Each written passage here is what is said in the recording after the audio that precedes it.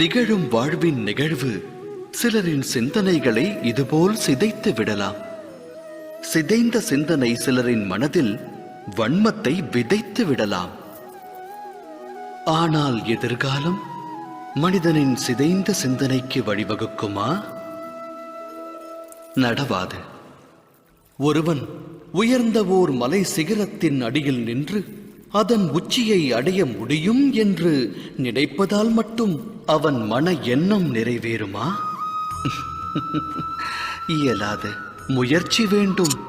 மலையின் சிகரத்தை அடைய முயற்சிக்கையில் தடைகள் உருவாகலாம்.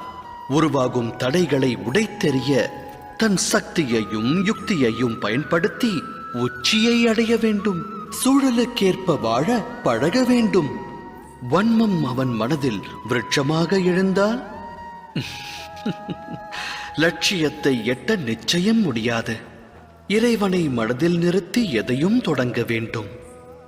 இது அனைவரின் வாழ்விற்குமான அறிவுரை அல்லவா?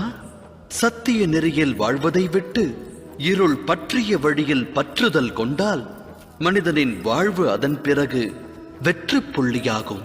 அதோடு முற்றுப்புள்ளியாகும். வாழ்வில் அனுபவம் கற்றுத்தரும் பாடம் இது. அப்படியென்றால் வாழ்வின் பாதை எதுவாக வேண்டும்? அமைதியும் நிம்மதியும் மற்ற இருளான பாதையா, இல்லை ஒளி பொருந்திய இறைவனின் மார்க்கமா?